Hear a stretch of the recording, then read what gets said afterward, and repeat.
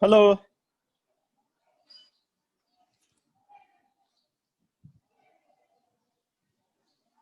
Hello. Hello, sir. Yes. Am I audible? Yes, sir. Okay. So actually today's session we are taking from the outdoor. This session is for, this is a challenge for me actually. Initially, I have decided to cancel today's session because I was not available in Ahmedabad. But I have decided, I have made up my mind, I have to take the class on Saturday. So that's why I'm taking this class.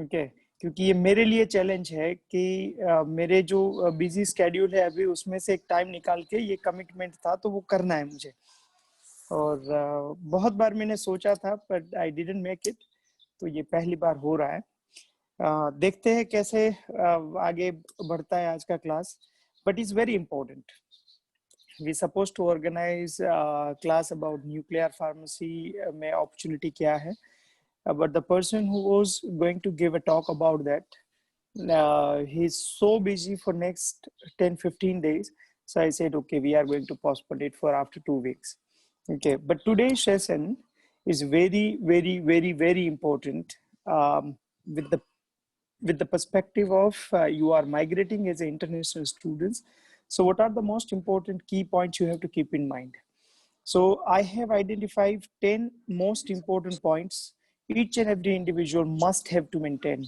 must have to keep in mind all the time. Okay, तो ये कोई theory नहीं है, ये कोई ऐसा lecture नहीं है कि जहां पे मैं आपके साथ ऐसे कोई पॉइंट्स बात करता हूं जो थ्योरी के पॉइंट ऑफ व्यू से हो। मैं आज जो बात करने वाला हूं वो प्योर एग्जांपल्स है। जैसे एज ए स्टूडेंट्स में जब गया था तो मेरे साथ क्या क्या हुआ है और मेरे सराउंडिंग में जो स्टूडेंट्स थे उसके साथ में क्या होता था। दूसरा, ये जो around about last more than 10 years we are working closely with students जो इंटरनेशनल स्टडी के लिए जाते हैं, तो उसके कुछ एक्सपीरियंस भी आपके साथ शेयर करूंगा। बहुत सारे पॉजिटिव्स भी है पर बहुत सारे नेगेटिव्स हैं। तो आपको क्या करना है, ये नेगेटिव एग्जाम्पल्स में से आपको लर्न करना है कि ये ऐसा नहीं होना चाहिए, मतलब I don't have to trap in such kind of things. Okay, तो जो 10 टोटल पॉइंट्स है उसको मैंने 3 पार्ट्स में डिवाइड किया है। First important, second about you and third about your future.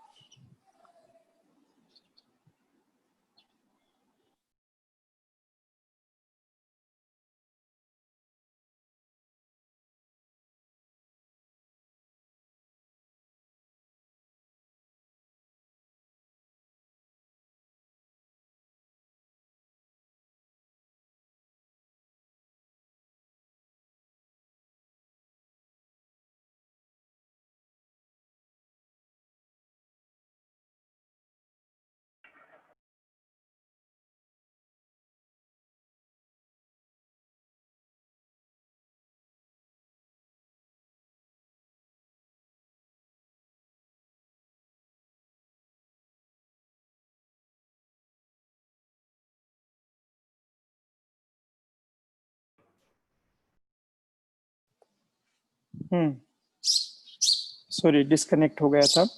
तो ये 3 पार्ट्स में आप खाली मुझे इतना बता दीजिए कि हम आपको अभी सुनाई दे रहा है ना? Yes sir. Yes okay, sir. Audio visual में कोई प्रॉब्लम नहीं है? Okay, good. तो जो पहले जो पॉइंट्स है उसमें से 3 पॉइंट्स में डिवाइड किए हैं टोटल 10 पॉइंट्स को। अबाउट यू, अबाउट पहले importance, about you and about your future. तो टोटल हम 10 अलग अलग पॉइंट्स में से डिस्कस करते हैं सबसे इंपॉर्टेंट पॉइंट्स। ओके, उसमें जो पहला पॉइंट है वो लीगल कंप्लायंसेस। लीगल कंप्लायंसेस में, लीगल कंप्लायंसेस मतलब क्या है कि you are migrating from India to developed country. Developed country को हम ऑर्गेनाइज्ड कंट्री बोलते हैं और इंडिया जैसे कंट्री को हम थोड़ा सा अनऑर्गेनाइज्ड कंट्री बोलते हैं। अनऑर्गेनाइज्ड कंट्री में बहुत सारी चीजें इमोशन से चलती है, बहुत सारी चीजें चलता है होता है कि फॉर्मेट से चलती है। जो ऑर्गेनाइज्ड कंट्री में जो स्पेसिफिकली कहीं पे भी प्रिस्क्राइब्ड है, कहीं पे भी लिखा है, वैसे रूल्स एंड रेगुलेशंस के हिसाब से चलती है। ओके, तो ये चीज आपको बहुत बहुत अच्छे तरीके से ध्यान रखना है। मैं ये नहीं बोल रहा हूँ कि लीगल कंप्लायंसेस में आप किसी का खून कर दोगे, ऐसा नहीं होने वाला है, पर कैसी लीगल कंप्लायंसेस आप इजीली ब्रेक कर दोगे। ओके, और इसके कॉन्सिक्वेंसेस बहुत बड़े होते हैं और फिर आप पूरी जिंदगी रिग्रेट करोगे, पूरी जिंदगी रिग्रेट करोगे। ऐसे मैं आपको बहुत सारे एग्जांपल्स दे सकता हूँ। सबसे पहला जो एग्जांपल है वो आप ब्रेक इजीली कर दोगे और ट्रैप हो जाओगे, वो है part time job. Okay, part time job, उसका मतलब क्या है कि normally international students are allowed to work for allowed to work for 20 hours in a week. Okay, अगर मान लो कि आप 20 घंटे से ज्यादा काम करते हो और आपके अगेंस्ट किसी ने कंप्लेन कर दिया कि he is international student and he is working more than 20 hours per week, तो आपके ऊपर लीगल एक्शंस ली जाती है एंड वो लीगल एक्शंस के बेस पर आपको डिपोर्ट किया जा सकता है। डिपोर्ट मतलब आपके पासपोर्ट पे डिपोर्टिंग का स्टैंप होता है और पासपोर्ट आपके हाथ में नहीं दिया जाता है। पासपोर्ट इज गिवन टू जो आपको बोर्ड जिस प्लेन में करते हो उसके कैप्टन को दिया जाता है, और आपके ऊपर एक बहुत बड़ा जो धब्बा है वो लग चुका है डिपोर्ट का। अगर आप डिपोर्ट हो चुके हो किसी एक कंट्री से, तो दूसरा कंट्री आपको वीजा नहीं देता है, बहुत डिफिकल्टी होगी। इसीलिए डिपोर्ट के बहुत सारे रीजंस में से एक रीजन है ज्यादा काम करना। तो I am strongly recommending don't do more than 20 hours per week, क्योंकि this is not advisable at all. Okay, ये मैं बोलता हूँ बरसों से, बहुत सारे स्टूडेंट्स सुनते हैं, बहुत स्टूडेंट्स नहीं सुनते हैं क्योंकि वो ग्रेडी हो जाते हैं, उसको पैसों की जरूरत होती है और वो सिचुएशन में कर भी लेते हैं। बहुत सारे स्टूडेंट्स को कुछ होता भी नहीं है, पर कुछ स्टूडेंट्स जो है वो इसमें उसके साथ बहुत नेगेटिव चीजें हो जाती है। तो आप थोड़ा सा ध्यान रखिए, और ये एक इम्पोर्टेंट पॉइंट था। अभी मैं जो आपको एग्जाम्पल देने वाला हूँ वो आपके रोंगटे खड़े कर देगा। This is very very important. Drink and drive. आपको लगता होगा कि यार ऐसा तो कभी नहीं होगा। देखो, आप जो कंट्री में जा रहे हो वहां पे लीगली आप थोड़े बहुत पार्टीज या तो किसी भी चीजों में इन्वॉल्व होंगे, या तो आपके फ्रेंड के वहां चले गए, आपने 2 बियर पी लिया। 2 बियर पीने के बाद आपके पास गाड़ी है और आपका घर थोड़ा सा ही दूर है। आप ये सोचोगे कि यार इतने में क्या होगा, मैं यहाँ से अपने फ्रेंड के वहां ही जा रहा हूँ ना। फ्रेंड के वहां जाने के बाद उतने में तो कोई पुलिस पकड़ नहीं लेगी। मैं जो अभी आपको एक एग्जांपल दे रहा हूँ, वो वन ऑफ अवर स्टूडेंट, उसके पास बहुत अच्छी जॉब, मतलब ही वाज अर्निंग 1,37,000 डॉलर्स। उसके पीआर के लिए सारे पॉइंट्स हो जाते थे। He was perfectly ideal candidate for permanent residency. Life पूरी सेट थी, पर ऐसी गलती उसने कर ली कि अपने फ्रेंड के घर से खुद के घर बहुत ही छोटा डिस्टेंस था। उसने बहुत ही कम क्वांटिटी में उसने अल्कोहल कंज्यूम की थी और ही वाज ड्राइविंग। वो अनफॉर्चुनेट बोलिए, क्या हुआ वो पता नहीं, उसकी डेस्टिनी बोलिए, पर जैसे ही वो गाड़ी में बैठा, थोड़ी ही आगे गया और पुलिस का जो चेकिंग चल रहा था और उसका 0.8 जो प्लाज्मा कॉन्सेंट्रेशन से ज्यादा उसका अल्कोहल का लेवल आया, और उसका पूरा करियर बर्बाद हो चुका, पूरा करियर बर्बाद। मतलब उसकी वीजा जो पीआर की फाइल कैंसिल हो चुकी, और वो वहां पे ऑफेंस, मतलब वो क्राइम है। ओके, पेनलाइज खाली पेनल्टी वाली चीज नहीं है कनाडा में। तो वो कनाडा से उसको डिपोर्ट कर दिया गया, उसका पीआर कैंसिल, मतलब पीआर की एप्लीकेशन कैंसिल हो गई, और वो बाद में वापस आ गया। वापस आने के बाद दूसरे कंट्री में अप्लाई किया तो वहां पे भी उसका रिजेक्शन आया। तो हम उसके लिए बहुत ही ऐसा लग रहा है कि यार ऐसे अच्छे स्टूडेंट्स के साथ ऐसा नहीं होना चाहिए था, पर हमें यहाँ से एक सीख लेनी है। We have to learn something from somebody's experience. Okay, तो प्लीज आप ये चीज को ध्यान में रखिए कि ड्रिंक एंड ड्राइव ऑफेंस बहुत बड़ा आपकी लाइफ को नेगेटिव डायरेक्शन में ले जा सकता है। ओके, थर्ड चीज क्या होती है, जैसे छोटी मोटी इलीगल एक्टिविटीज कि आपने किसी चीज की चोरी कर ली, या तो ये किसी के साथ फाइट कर ली, तो ये चीजें भी आपको बहुत ध्यान रखना है। क्योंकि छोटी छोटी चीजों के लिए अगर आपने फाइट कर ली और किसी को मार दिया, या तो अल्कोहल की या तो किसी और चीज की इन्फ्लुएंस में आके आपने कुछ कर दिया, तो आपको पूरी जिंदगी रिग्रेट करना पड़ेगा। तो प्लीज आप एग्रेसिव बिहेव मत कीजिए, किसी के साथ फाइट मत कीजिए। जनरली क्या होता है, बहुत सारे स्टूडेंट्स थोड़े से एनर्जेटिक होते हैं, और जो एक आपको कुछ एग्जांपल्स बताता हूं मैं आपको। आपको क्या करना है, आपको पर्स में अराउंड अबाउट $50 की नोट एक रखनी है, और मान लो कि आप रात में पब्लिक ट्रांसपोर्ट से आ रहे हैं, फ्राइडे नाइट है, सैटरडे नाइट है, तो जो भी ड्रग यूजर्स होगा या तो अल्कोहल की इन्फ्लुएंस होगी, ऐसे लोगों के पास क्या होता है, पैसे नहीं है, तो वो आपको रोकेंगे। आपको मारने में उसको कोई इंटरेस्ट नहीं है, पर उसको पैसे चाहिए।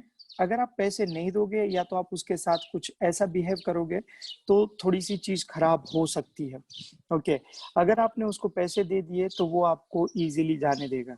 तो आप ऐसा भी सोच के चलिए, हो सके तो रात को ऐसी जगहों को अवॉइड करना है। और अगर कुछ होता है तो डोंट फाइट नहीं करना है, उसको मारना नहीं है। ठीक है, आपको प्रोटेक्शन थोड़ी बहुत करके निकल जाना है वहां से। और सबसे इजीएस्ट रास्ता है वो, आप थोड़े से पैसे रखिए आपके पास और आप उसको इजीली पैसे दे दोगे तो ये डिस्प्यूट आप रिजॉल्व कर सकते हो। फोर्थ इंपॉर्टेंट पॉइंट, अगर आप कहीं पे भी काम कर रहे हो, कहीं पे भी काम कर रहे हो और किसी ने आपको रोबरी करने के लिए आते हैं, ओके, रोबरी करने के लिए आते हो और आपको गन दिखा दी, तो आपको हैंड्स अप कर देना है, सब कुछ, वो उसको जो चाहिए वो ले लेना है। You don't have to move, आपको कोई स्मार्ट एक्शन नहीं लेनी है। अगर आपने ऐसी कुछ चीजें कर दी तो वहां से, क्योंकि वो तो अपनी प्रोटेक्शन के लिए कुछ भी कर सकता है, he can shoot you, okay. तो ये भी एक इम्पोर्टेंट पॉइंट है। तो इलीगल एक्टिविटीज में नहीं आना है और सेल्फ को प्रोटेक्ट करना है, ये पहला पॉइंट था। तो उसमें सबसे पहली चीज जो बहुत सिंपली ब्रेक हो जाती है वो ये है कि you must not have to work more than specified time frame. दूसरी चीज, ड्रिंक एंड ड्राइव का एग्जाम्पल्स हमारे सामने आ चुका है। पार्ट टाइम जॉब वाले जो ओवर टाइम करते हैं और उसको डिपोर्ट किए, ऐसे तो बहुत सारे एग्जाम्पल्स हैं। थर्ड, इलीगल एक्टिविटीज वाले जो पॉइंट्स है वो भी बहुत इंपॉर्टेंट है, क्योंकि आप फाइट्स में इन्वॉल्व होते हो और ये भी आपको नेगेटिव इम्पैक्ट करवा सकता है। और एक आपको थोड़ा सा अलग टाइप का ही एग्जाम्पल देता हूँ। हाँ, when I was studying in Australia, one of the students from India, he came to Australia. उसको किसी लड़की के साथ रिलेशंस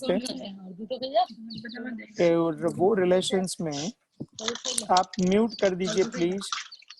आप किसी को ये रेफरेंस पॉइंट्स मिल सकते हैं अगर आपकी लाइफ में कुछ ऐसी इवेंट्स बनती है, तो in that situation might be आप थोड़े से ये सिचुएशन में आप थोड़े से कॉन्शियस हो जाओगे और आप अवॉइड कर सकते हो। तो वो जो लड़का था, he was very intelligent students, he came with pure purpose of study, settle होना था, परमानेंट रेसिडेंसी चाहिए, ये सारे पॉइंट्स थे उसके दिमाग में। He has a relations with one girl और वो लड़की प्रेग्नेंट हो चुकी है, ओके, प्रेग्नेंट हो गई। उसके बाद he has try his best, ये लड़का जो था वो ट्राई कर रहा था कि उसकी प्रेगनेंसी टर्मिनेट करके सारी चीजें नॉर्मल हो जाए, बट ऐसा नहीं हुआ और वो रातों रात ऑस्ट्रेलिया से भाग के इंडिया आ गया। अब आप समझिए कि उसका करियर पूरा बर्बाद हो गया, उसके पैसे बर्बाद हो गए, उसकी ये सारी चीजें। तो आपको थोड़ा सा कॉन्शियस होना है और आपकी जो फोकस है, मेन फोकस है, उसके ऊपर ध्यान रखना है, ओके। और आप जहाँ पे जा रहे हो वहाँ पे जो ड्रग अब्यूज बहुत कॉमन है, उससे भी बचना है, उससे भी आपको थोड़ा सा खुद को प्रोटेक्ट करके रखना है। तो ये कुछ लीगल और प्रोटेक्शन की बात थी। This is very important. आपको लगता होगा कि ये सारे भाषण से अभी के लिए, पर नहीं, ऐसा नहीं है। आपके सामने ये इवेंट्स आएगी तो आप उसको थोड़े से अच्छे तरीके से रिस्पॉन्ड कर पाओगे। दूसरा मेजर जो कंसर्न है, पहला था लीगल कंप्लायंस, इसको फॉलो करना है। Second important is plagiarism. बहुत सारे स्टूडेंट्स को पता होगा व्हाट इज प्लेजरिज्म। जिसको नहीं पता है उसको मैं बता दूं, प्लेजरिज्म का मतलब होता है कॉपीराइट्स, ओके। अब कॉपीराइट्स कहाँ पे लागू होता है? जैसे आपने असाइनमेंट्स किया और आपका फ्रेंड ने आपके असाइनमेंट्स की कॉपी कर दी, तो वो हो गया प्लेजरिज्म। आपके फ्रेंड ने प्लेजर, अब दोनों को ही बुलाएंगे, दोनों को बुलाएंगे तो दोनों के ऊपर एक्शन हो सकती है। प्लेजरिज्म कहाँ तक जा सकता है? पहले तो जैसे ही आप प्लेजरिज्म में एक बार पकड़े गए, हर एक इंस्टीट्यूट्स के पास प्लेजरिज्म के लिए सॉफ्टवेयर्स होती है। वो सॉफ्टवेयर्स में आपके डॉक्यूमेंट्स को मैचिंग, परसेंटेज में मैचिंग मिल जाती है, तो प्लेजरिज्म इजी पकड़े जाते हो आप। तो प्लेजरिज्म नहीं करना है, किसी में से भी कॉपी नहीं करना है। अगर आपने किसी के आइडिया लिए तो आइडियाज को आपको एक्नॉलेज करना है, मतलब you have to give reference कि I have taken this points from XYZ journal के आर्टिकल से लिया या तो कहीं से लिया है, ओके। प्लेजरिज्म पकड़े गए तो आप फेल तो कंफर्म हो, फेल हो गए वो सब्जेक्ट्स में, वो कंफर्म है। दूसरी चीज, प्लेजरिज्म की सेकेंड टाइम में आपको माइट बी कोर्स से भी टर्मिनेट कर देंगे, और प्लेजरिज्म में कुछ इंस्टीट्यूट्स आपको थोड़े से लिबरल लेके थर्ड बार अगर आप प्लेजरिज्म में पकड़े जाते हो तो आपको देश छोड़ के डिपोर्ट करके देश से बाहर निकाल देंगे। प्लेजरिज्म के बारे में मुझे कम से कम हर साल हर सेमेस्टर में 1 या तो 2 पेरेंट्स के फोन आते हैं कि सर मेरा लड़का या तो लड़की बहुत इंटेलिजेंट है, उसने कुछ नहीं किया है, कॉलेज वालों ने उसको फंसा दिया है, उसकी फ्रेंड में से उसने थोड़ा सा लिखा था, ये वो, ये सारी चीजें स्टोरी है, उसकी कोई वैल्यू नहीं है, उससे मैं आपकी कोई मदद नहीं कर सकता हूँ, आपके फ्रेंड्स कोई मदद नहीं कर सकते हैं। तो प्लीज, प्लेजरिज्म एंड कॉपीराइट्स को बोलते हैं किसी की इंटेलेक्ट है तो उसको आप रिस्पेक्ट कीजिए। प्लेजरिज्म इंपॉर्टेंट, दूसरा जो एक पॉइंट था, और लीगल इम्यूनिटीज इंपॉर्टेंट। थर्ड बात, एकेडमिक परफॉर्मेंस भी बहुत इंपॉर्टेंट होती है। अब एकेडमिक परफॉर्मेंस के कुछ मेजरमेंट्स हैं, जैसे सबसे पहला मेजरमेंट है आपकी अटेंडेंस, दूसरा मेजरमेंट है आपकी जो ग्रेड्स जो आपको मिलते हैं वो, और थर्ड है आपके रेफरेंसेस जो आपके प्रोफेसर के पास से मिलते हैं। ये इमिग्रेशन के पॉइंट ऑफ व्यू से भी इम्पोर्टेंट होता है, क्योंकि आप जितना अच्छा एकेडमिक परफॉर्मेंस आपका शो करोगे तो बहुत सारे स्टूडेंट्स को वीजा एक्सटेंशन करने की जरूरत पड़ती है, या तो उसको वर्क परमिट का जो एक्सटेंशन करने की जरूरत पड़ती है। उस टाइम पे आप ये दिखा सकते हो, बता सकते हो कि your consistent performance was there. Okay, during graduation, during this situation you have done your 100%। और अभी ये कोरोना के टाइम में this is very very very important. Why this is very important? Because at this point of time you have been granted approval in principle.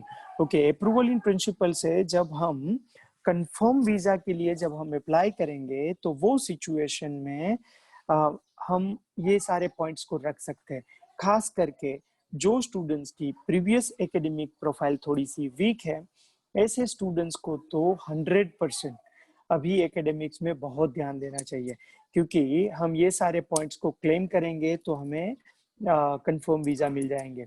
Okay, तो क्या कह सकते हैं वीजा ऑफिसर को कि during this 3 months 4 months of my first semester I have attend all the classes, I have done my assignments with my best. These are the grade points I have earned during these semesters. तो ये सारी बातों से visa officer आपके ऊपर trust करेगा, क्योंकि ये कैंडिडेट जेन्युइन है, बिकॉज इसने अपने 100% एफर्ट्स डाली है, तो आपकी वीजा डेफिनेटली अप्रूवल में चली जाएगी। ओके, तो एकेडमिक परफॉर्मेंस भी बहुत इंपॉर्टेंट है आपके जॉब के पॉइंट ऑफ व्यू से, प्रोफेसर के रिलेशंस के पॉइंट ऑफ व्यू से, और इमिग्रेशन डिपार्टमेंट के पॉइंट ऑफ व्यू से। तो ये थर्ड पॉइंट था। ओके, और अभी जो फोर्थ पॉइंट मैं बता रहा हूँ वो आपको ऐसा लगेगा कि यार ऐसा थोड़ी होता है, पर ये रियलिटी है। उसको मैंने यहाँ पे लिखा है कि नो योर इंस्टीट्यूट। आप किसी भी कॉलेज या तो यूनिवर्सिटी में पढ़ने के लिए जा रहे हो, आप उसको जानिए। उसको जानने का मतलब क्या होता है कि each and every institute has so many different kind of activities going on. सबसे पहली एक्टिविटीज की बात करूं तो कैरियर सेल्स होता है, हर एक इंस्टीट्यूट में होता है। बट अनफॉर्चुनेटली मैं हर 1-2 साल में बहुत सारे इंस्टीट्यूट्स की विजिट करता हूँ। जब जाता हूँ तो बहुत सारे स्टूडेंट्स को मिलता हूँ।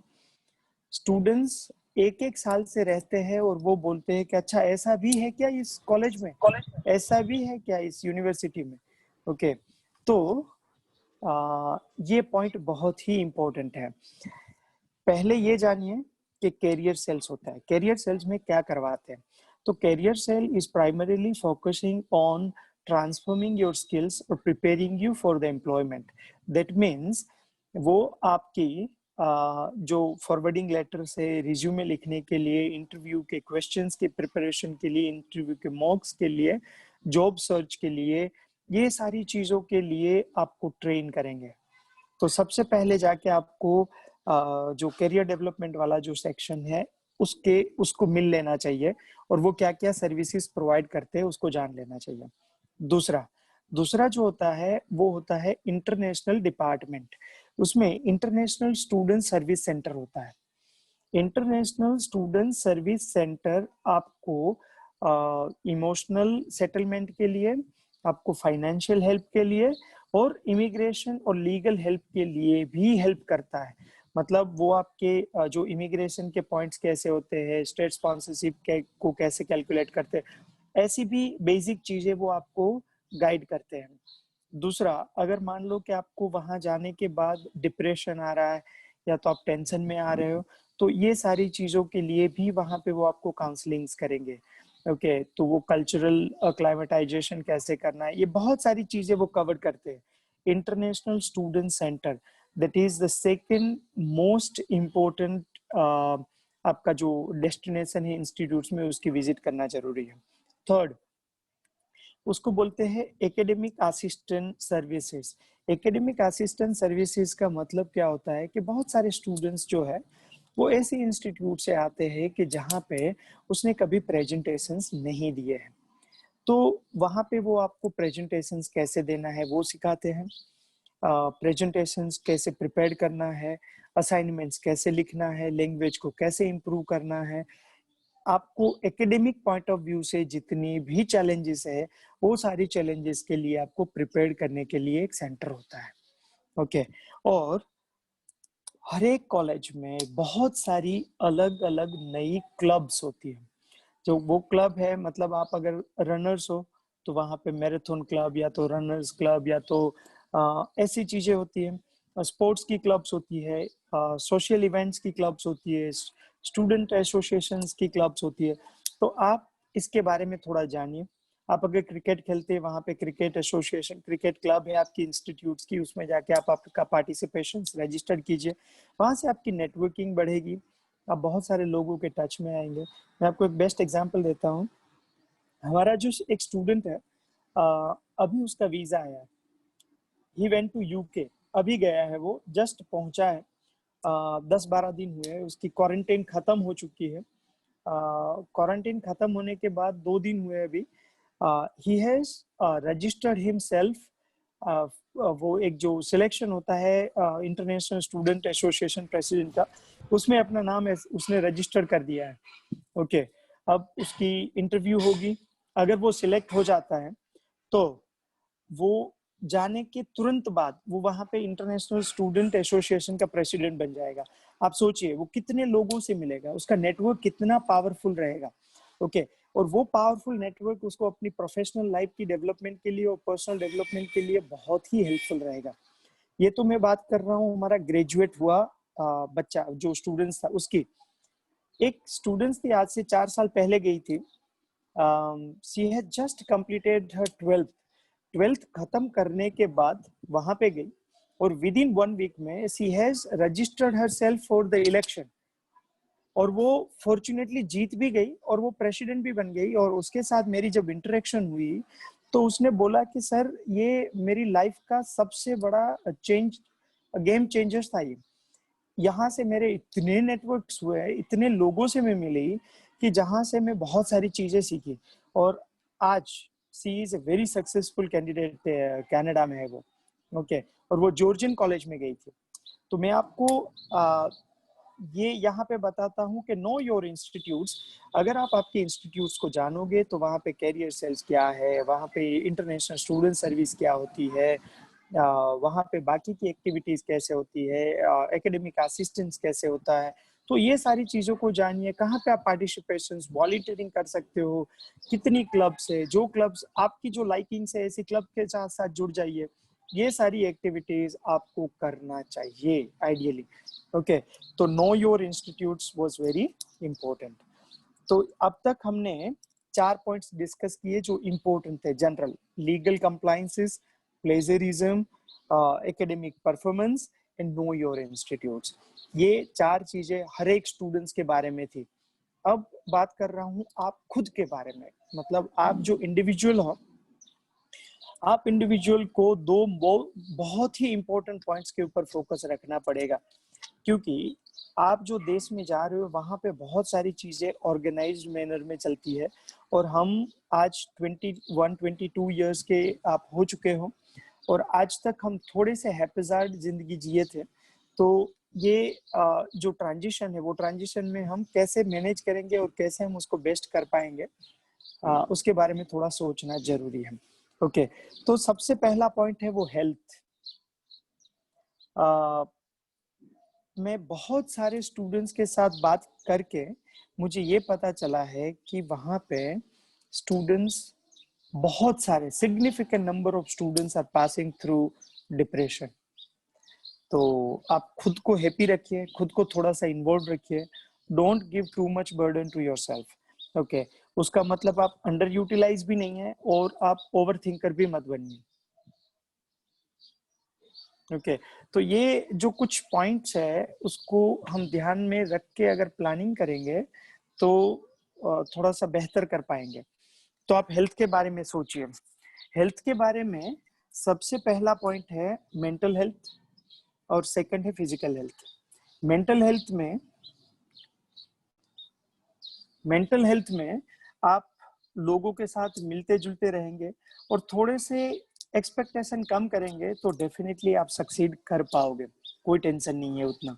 और सेकंड, पैसों के बारे में आप जरूर से सोचिए, पर ऐसा भी मत कीजिए कि अगर मान लो कि आप 2 साल में जितना भी करोगे, वो सिचुएशन में मान लो कि अगर आप 6 महीने आपकी प्रोफेशनल करियर जल्दी से स्टार्ट करते हो तो आपके 2 साल के खर्च को निकाल पाओगे।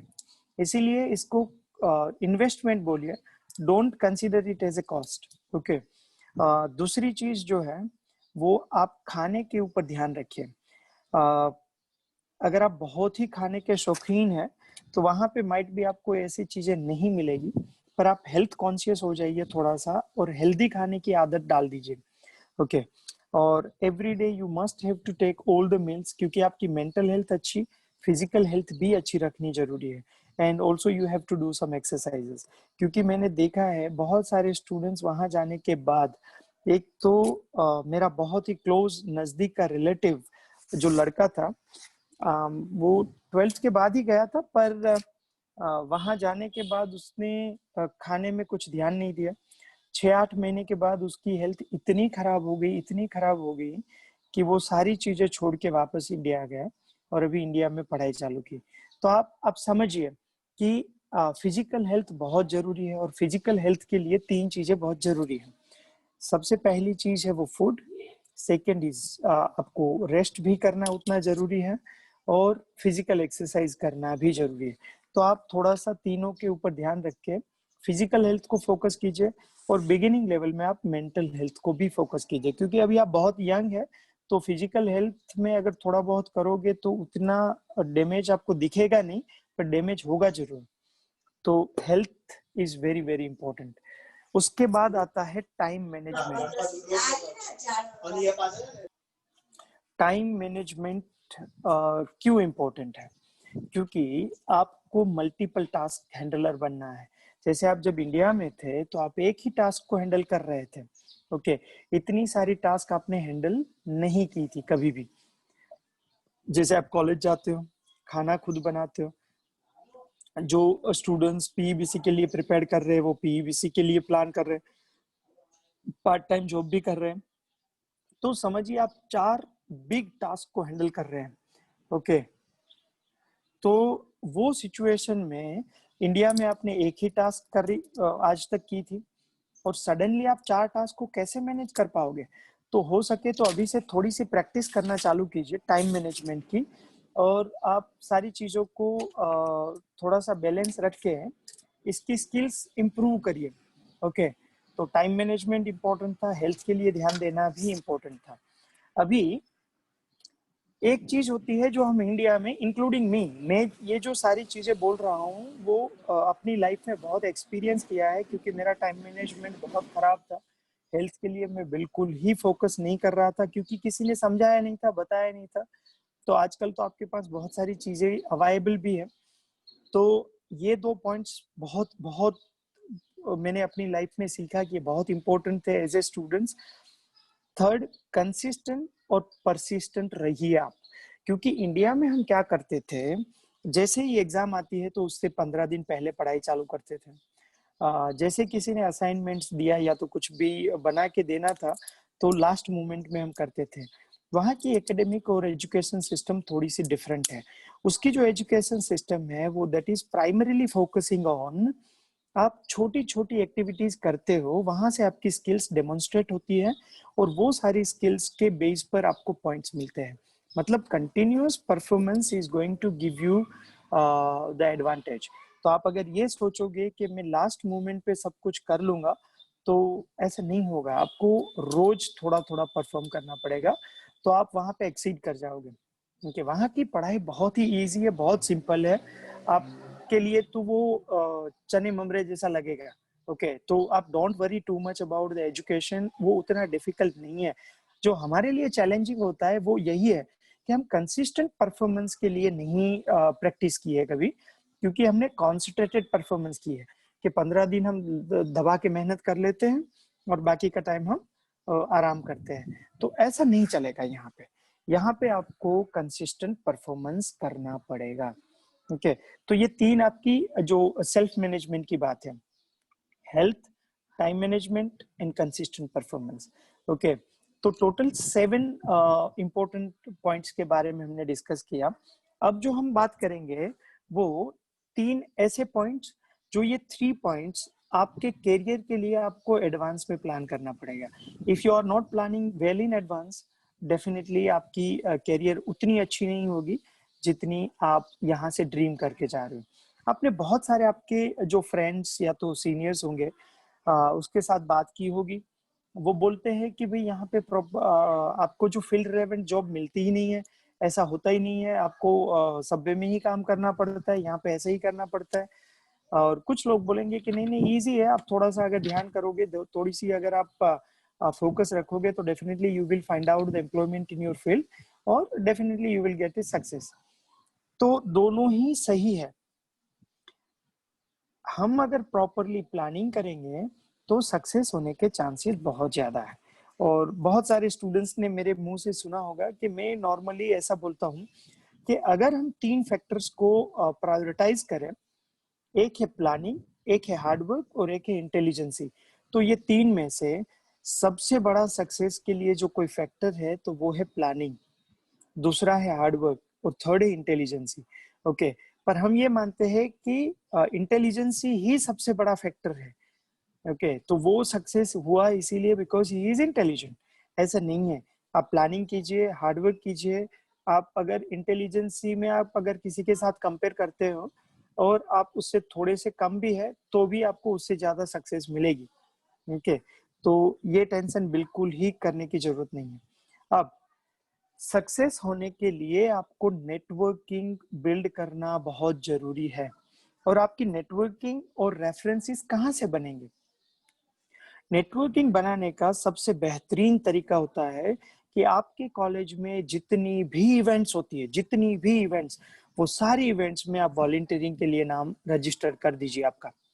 ओके, आपको कहीं पे खड़े रहना है। जैसे आप मान लो कि फॉर एग्जांपल आप पहले सेमेस्टर खत्म कर ली, you are studying in second semester या तो सेकंड ईयर में पढ़ रहे हैं, सेकंड ईयर में पढ़ रहे हैं, तो जो नए लोग आ रहे हैं उसका ओरिएंटेशन हो रहा है, तो वहां पे बहुत सारे गाइड्स वॉलंटियर्स होते हैं। वो आपको गाइड करेंगे कि चलो मैं आपको ये कैसे करना है वो सिखाता हूँ, मैं आपको ये कैसे करना है वो बताता हूँ। तो हर एक कॉलेज में आपको वॉलंटियरिंग के लिए बहुत सारी अपॉर्चुनिटी मिल जाएगी। आप कम्युनिटी वॉलंटियरिंग के लिए जाइए। ओके, तो वॉलंटियरिंग करना सबसे बेहतरीन नेटवर्किंग का जरिया है। और ये सारी वॉलंटियरिंग जो आप करोगे, वो वॉलंटियरिंग के अगर कहीं पे सर्टिफिकेट्स मिलते हैं तो all these things contributed towards your selection in your interview. दूसरी चीज होती है कि आप आपकी फील्ड में जितना हो सके उतना एक्सपोज होने का ट्राई कीजिए। मतलब उसकी जो कॉन्फ्रेंसेस होती है या तो उसकी जो कोई फेयर्स होती है तो उसमें आप जाइए। वहां से आप बहुत सारी चीजें नहीं सीखेंगे।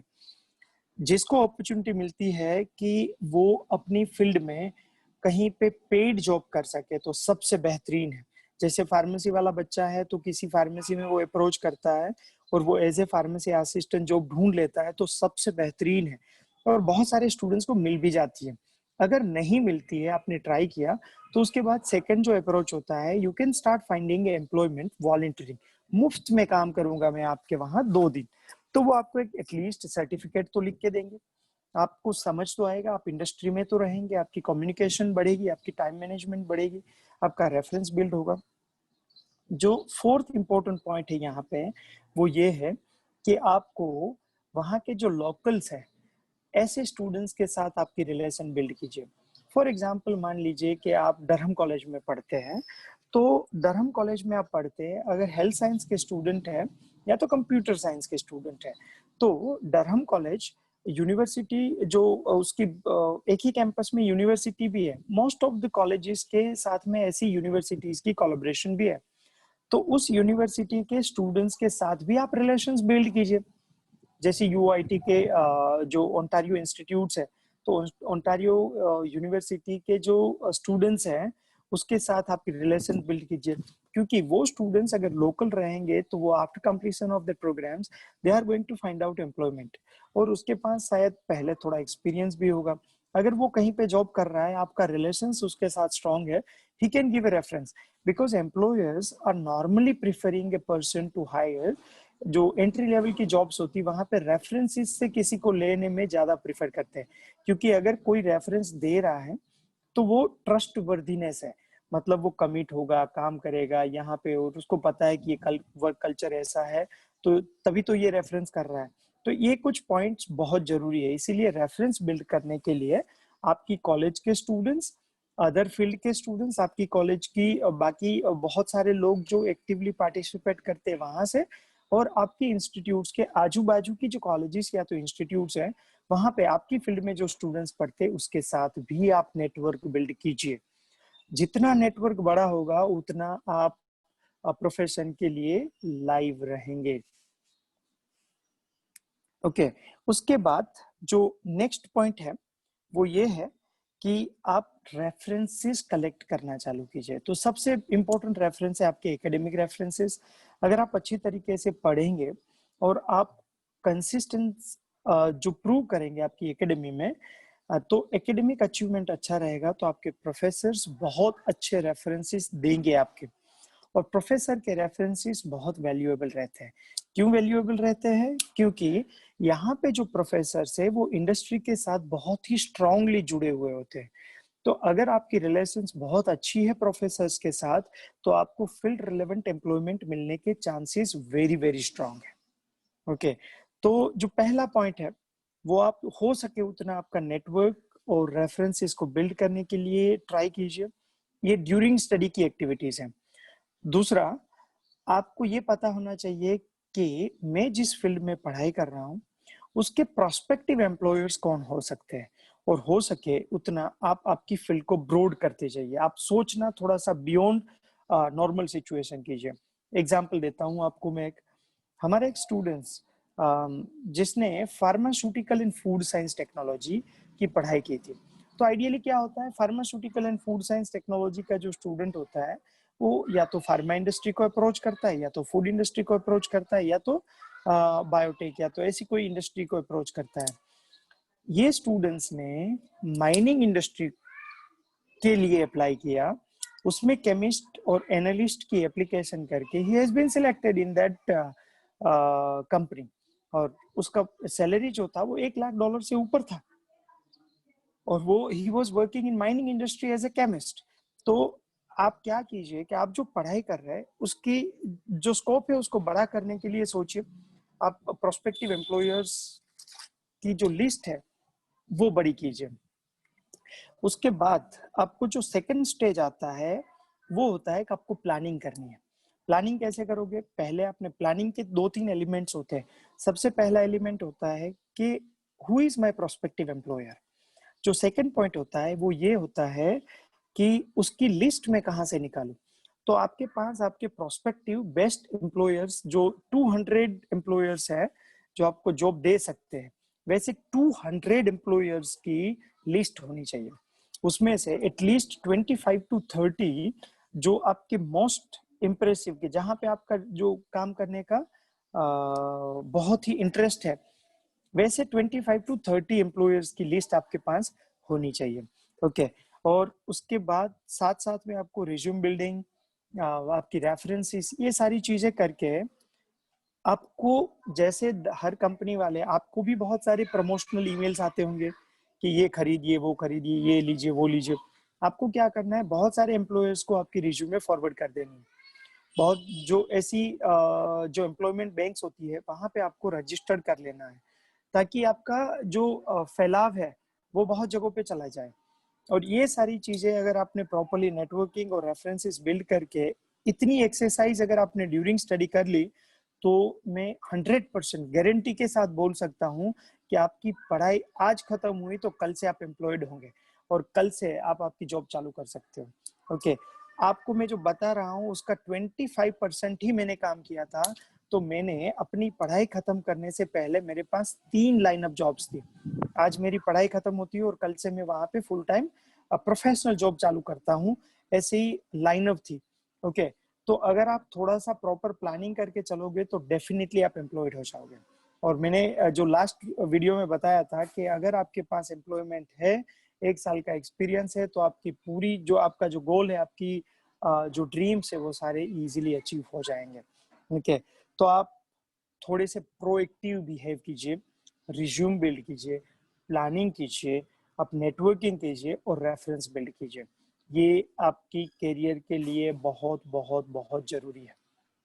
ओके, और अभी जो लास्ट 10th नंबर का जो पॉइंट है वो प्रोएक्टिवनेस।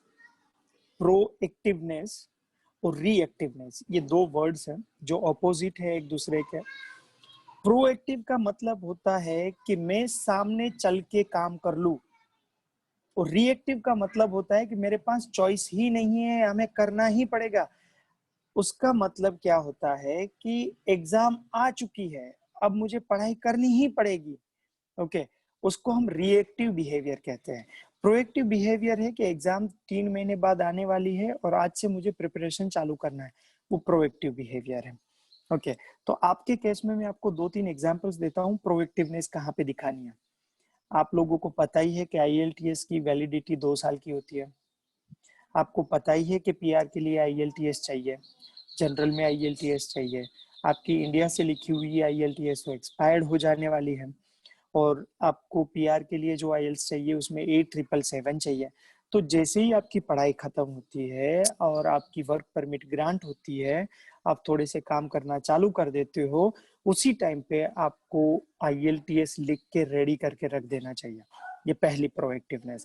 दूसरी चीज, आपको पता ही है कि आपका वेश या तो आपका जो पीईबीसी ईसीए रिपोर्ट है, जिसको हम ईसीए रिपोर्ट बोलते हैं, एकेडमिक क्रेडेंशियल, जो एकेडमिक क्रेडेंशियल इवैल्यूएशन, जो एकेडमिक क्रेडेंशियल इवैल्यूएशन 5 साल तक वैलिड होता है। ओके, तो पीआर में वो डॉक्यूमेंट चाहिए ही चाहिए कैसे भी करके। तो उसकी एप्लीकेशन आप कर दीजिए, ईसीए का रिपोर्ट लेके रखिए। आपको पता ही है कि आपको बर्थ सर्टिफिकेट चाहिए और आपके पास प्रॉपर बर्थ सर्टिफिकेट इंडिया से नहीं है, तो आप बर्थ सर्टिफिकेट निकाल के रखिए। आपको पता है कि आपके डॉक्यूमेंट्स में अगर नेम में थोड़े बहुत चेंज है तो उसको थोड़ा सा अलाइन कर दीजिए। तो ये सारी चीजें अगर आप रेडी करके रखोगे, आप अगर आज कहीं पे काम कर रहे हैं, ओके, आज अगर किसी के वहां पे काम कर रहे हो, तो आप जैसे ही जॉब छोड़ के जाओगे तो 2 साल के बाद बैंक भी आपका सैलरी अकाउंट बंद कर देंगे। ओके, तो 2 साल के बाद आप जब बैंक के स्टेटमेंट्स चाहिए तो आपको बहुत दिक्कतें होंगी। तो आपको ये सिचुएशन में आपके पास बैंक के स्टेटमेंट्स अभी से होने चाहिए, और 2 कॉपीज आप बना के साइड में रख दीजिए कि उसका फ्यूचर में यूज होने वाला है। ओके, फिर आप रहोगे कनाडा में, ऑस्ट्रेलिया में, न्यूजीलैंड में, यूके में, और आप फोन करते रहोगे आपके मम्मी पापा को, फ्रेंड्स को, और वो यहाँ पे दौड़ते रहेंगे। आप उसको वहां से कुछ और समझाओगे, वो कुछ और समझेंगे, और फिर ये जर्नी चालू ही रहती है। दूसरा, आपकी जो वीजा की फाइल्स है, आपको अगर वीजा ग्रांट हो चुका है और आपकी अगर वीजा की फाइल्स आपके पास नहीं है, तो ये आपकी बहुत बड़ी बेदरकारी है। ओके, तो वो सिचुएशन में आपको क्या करना चाहिए कि आपके पास आपकी वीजा की फाइल 100% होनी चाहिए। ओके, और अब अगर मान लो कि आप 3-4 साल के बाद हमें बोलोगे कि सर हमारी मेरी वीजा की फाइल आप मुझे भेज दीजिए ना, तो उस टाइम पे हमारे पास भी वो डेटा नहीं होता है, तो हम कैसे भेजेंगे आपको। और दूसरी जो इम्पोर्टेंट चीज, आपने आज जो स्टूडेंट वीजा पे जो लिखा है वो चीजें अगर आपकी वर्क परमिट या तो पीआर की एप्लीकेशन में वो इंफॉर्मेशन मैच नहीं होती है तो आपको पीआर में बहुत बहुत दिक्कतें आएंगी। ओके, फॉर एग्जांपल किसी ने, बहुत सारी एजेंसीज ऐसा करती है कि मास्टर्स की पढ़ाई कर ली और मास्टर्स वीजा में नहीं दिखाया, और जब आप पीआर की फाइल करते हो तो मास्टर्स दिखाओगे, और आज आपने लिखा कि मैं 2 साल 1 साल अनएम्प्लॉयड था, और जब पीआर की फाइल करते हो तो आपके एजेंट बोलते हैं कि 1 साल की वर्क एक्सपीरियंस दिखा दो, तो तब आप वर्क एक्सपीरियंस दिखाते हो 2017 से 18 तक आपने एक्सपीरियंस किया था, और अभी जो फाइल करते हैं तो अनएम्प्लॉयड दिखाया था। ये मिसमैच नहीं होना चाहिए। Okay, that is very important. तो आप थोड़े से प्रोएक्टिव बनिए। आप अगर प्लानिंग और गोल फोकस के साथ चलोगे तो आप बहुत अच्छे से प्रोएक्टिवनेस कर पाओगे। ओके, तो आज के ये कुछ 10 पॉइंट्स थे। सबसे पहला पॉइंट था लीगल कंप्लायंसेस। प्लीज आपके पास, समझिए आप पूरी जिंदगी रिग्रेट करते रहोगे अगर आपके साथ कुछ ऐसी अनहोनी हो गई तो। ओके, दूसरी चीज, आपको प्लेजरिज्म से बचना है। प्लेजरिज्म सब लोगों के लिए है। मान लो कि कोई बोलेगा कि मैं तो अल्कोहल नहीं पीता हूँ, मैं कोई ड्रग्स नहीं लेता हूँ, मैं कोई कुछ नहीं करता हूँ, मैं कोई ऐसी एक्टिविटी में नहीं इन्वॉल्व होने वाला हूँ, तो ठीक है, प्लेजरिज्म तो सबको होगा। ओके, तो प्लेजरिज्म में आप ना फंसे, उसका बहुत ध्यान रखना है। अगर नहीं समझ आता है, आप इंस्टीट्यूट्स के साथ डिस्कस कीजिए कि व्हाट इज प्लेजरिज्म, मुझे क्या करना चाहिए, कैसे लिखना चाहिए, असाइनमेंट कैसे बनाने, कैसे रेफरेंस लिखने चाहिए, एंड नोट का यूज कैसे करना है, बहुत सारी चीजें वो आप सिखाएंगे। एकेडमिक परफॉर्मेंस इम्पोर्टेंट है। प्लीज आप एकेडमिक परफॉर्मेंस को उतना इग्नोर मत कीजिए, पढ़ना जरूरी है। अगर आप थोड़े से और एक्टिविटीज में इन्वॉल्व है और आपकी पढ़ाई 90% से लेके 70 पे भी आप करते हो तो अच्छा ही है। ओके, ऐसा नहीं है कि आपको 90 पे ही रहना है, पर कुछ स्टूडेंट्स बहुत ही लाइट ले लेते हैं उसको, ऐसा मत कीजिए। आपके इंस्टीट्यूट्स के बारे में जानिए, इंस्टीट्यूट्स के लिए ओरिएंट हो जाइए, उसको घूमने के लिए जाइए, क्या क्या एक्टिविटीज होती है। हर एक स्कूल बहुत वाइब्रेंट रहता है वहाँ पे, तो जितना हो सके उतना आप उसको एंजॉय कीजिए, उसका मैक्सिमम बेनिफिट्स उठाइए। आपकी हेल्थ बहुत जरूरी है, बहुत बहुत जरूरी है। इनिशियली मेंटल हेल्थ जरूरी है, लेटर ऑन उसके बाद आपकी फिजिकल हेल्थ भी जरूरी है। आप बिलीव नहीं करोगे, उतने स्टूडेंट्स डिप्रेशन से गुजर रहे हैं वहां पे। ओके, आप लोनली हो, अकेले हो, आपके मम्मी पापा नहीं है, रिलेटिव्स नहीं है, आपको डिप्रेशन हो सकती है। आप किसी के साथ बात कीजिए, बात करोगे, आपकी प्रॉब्लम्स किसी को सुनाओगे, कोई नहीं मिलता है तो आप मुझे फोन कीजिए। ओके, मैं आपके साथ बात करूंगा। आप टेंशन बिल्कुल नहीं करना है, सारी चीजें आप कर लोगे अगर आप मेंटली थोड़ा सा रिलैक्स फील करके आप फिजिकली फिट रहोगे तो। ओके, टाइम मैनेजमेंट बहुत जरूरी है, क्योंकि आप इंडिया में एक एक्टिविटी करते थे, वहां पे 4 एक्टिविटी करनी है, तो आपको टाइम मैनेजमेंट सीखना ही पड़ेगा। You don't have any other alternative options. आप इंडिया में कॉन्सेंट्रेटेड परफॉर्मर थे, वहां पे आपको कंसिस्टेंट परफॉर्मर बनना है। आप अगर कंसिस्टेंट परफॉर्मेंस नहीं देंगे तो भी आप उतना सक्सीड नहीं हो पाओगे। उसके बाद हमने बात की थी कि आपकी प्रोफेशनल करियर के लिए नेटवर्किंग जरूरी है, रेफरेंस बिल्डिंग जरूरी है, आपको रिज्यूम्स और जॉब सर्च के बारे में सीखना जरूरी है, और प्रोएक्टिव होना जरूरी है। ये आज के जो 10 पॉइंट्स थे वो बहुत ही इंपॉर्टेंट थे। Now is a question answer session. आप पूछिए जो आपके कुछ क्वेश्चंस है तो।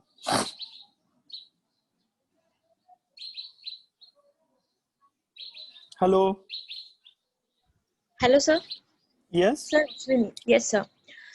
सर एक्चुअली फर्स्टली तो मुझे बोलना है कि सर इतने अच्छे आपने पॉइंट्स कवर किए जो हमने सोचे भी नहीं थे, ऐसे पॉइंट्स आपने कवर किए, so thank you very much. और आप वहाँ पे अभी बिजी है फिर भी आप कर रहे हो, तो सर रियली रियली मतलब thank you very much sir. आपने वीकली जो स्टार्ट किया है, मतलब I am looking forward every week कि अभी कुछ नया सीखने मिलेगा ऐसा। So good, firstly thank thanks. Thank you very much for that sir. और दूसरा ये पूछना था, जो आपने एम्प्लॉयर्स की लिस्ट के बारे में बोला कि अराउंड 200 जितना बना के रखना चाहिए पहले, तो सर वो पॉइंट फिर से रिपीट कीजिए ना, वो समझ नहीं आया। फिर क्या करना है उसके बाद? फॉर एग्जाम्पल आप बैचलर ऑफ फार्मेसी की पढ़ाई की है आपने। ओके, यस तो पहले ये सोचिए कि मुझे कौन जॉब दे सकता है, कौन दे सकता है।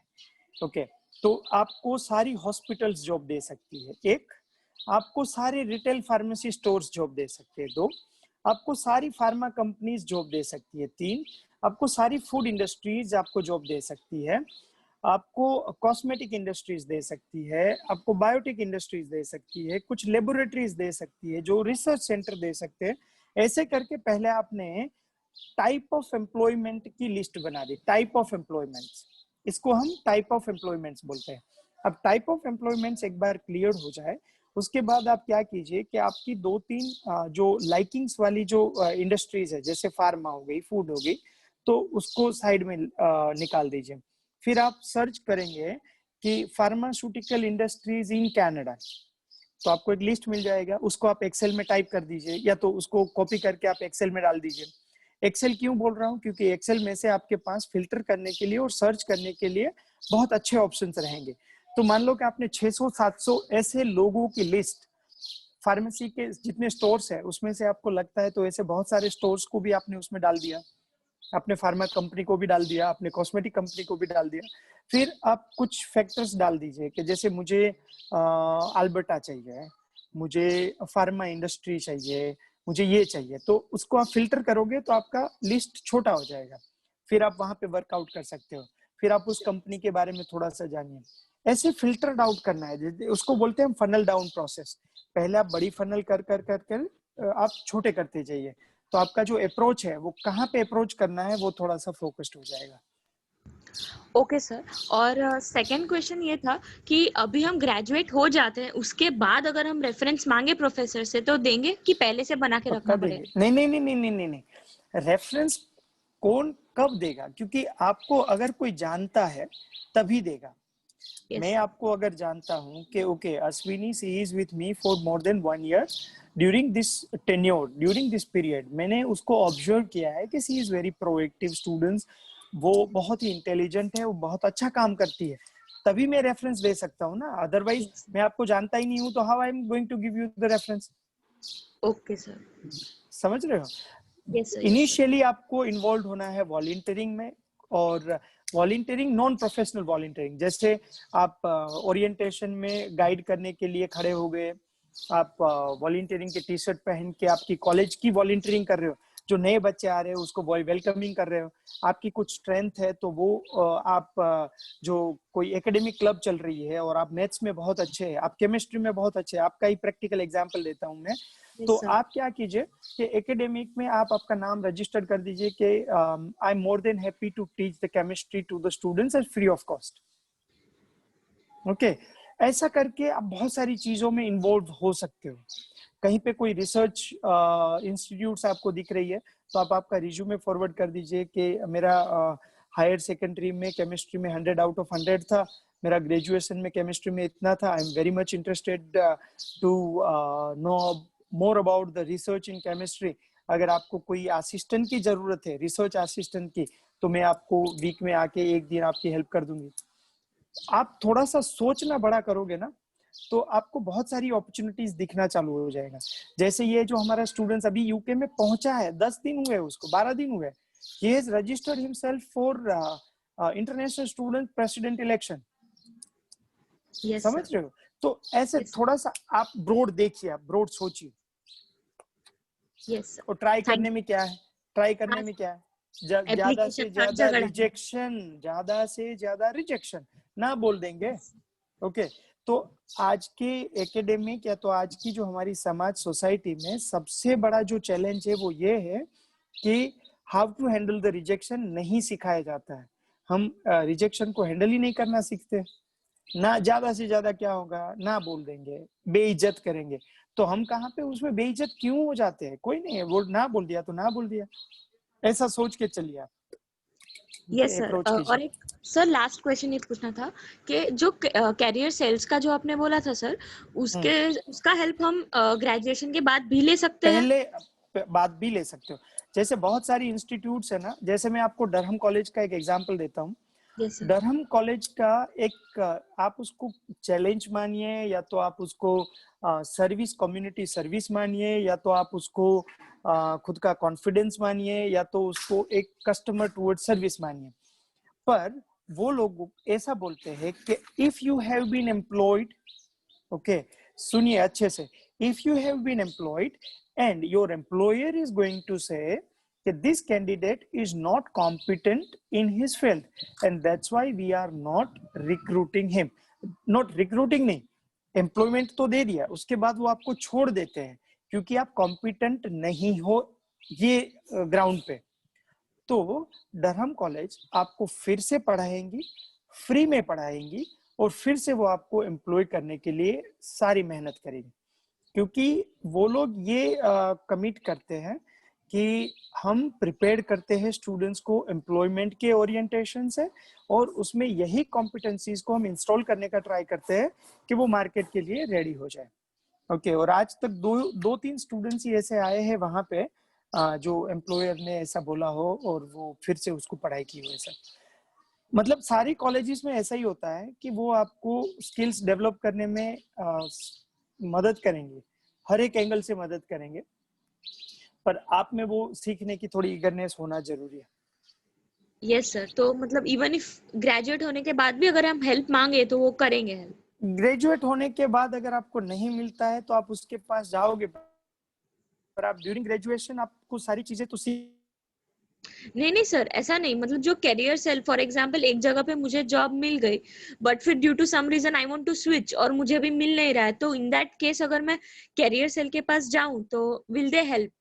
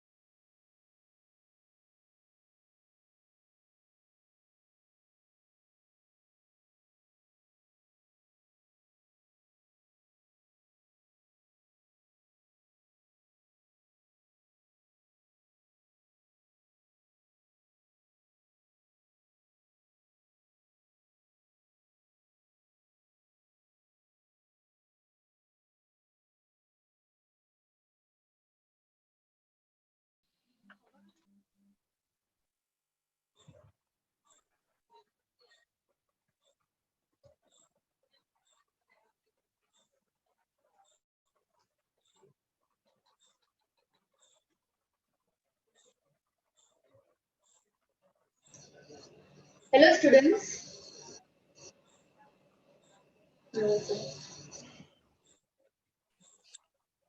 Hello, sorry actually battery flat हो चुकी थी और अभी चार्जिंग में लगा के बात कर रहा हूँ। हाँ बोलिए। अश्विनी, आपका क्वेश्चन था कुछ? Hello, am I Audible?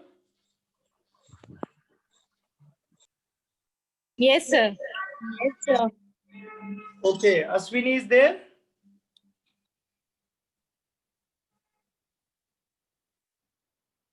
Okay, other than that, any other students, if you have any questions, you can ask, because the whatever information need to be delivered वो हो चुकी है। मैंने जो आपको बताना था वो सारे 10 पॉइंट्स आपको बता चुका हूँ। और अभी और कोई क्वेश्चंस किसी को भी है तो आप पूछ लीजिए प्लीज।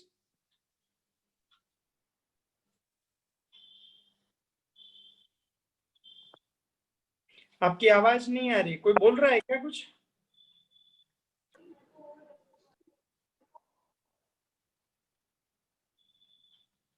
शानिया, आवाज आ रही है मेरी? Yes, sir. Yes, sir. आपकी आवाज आ रही है। Yes, Okay. sir.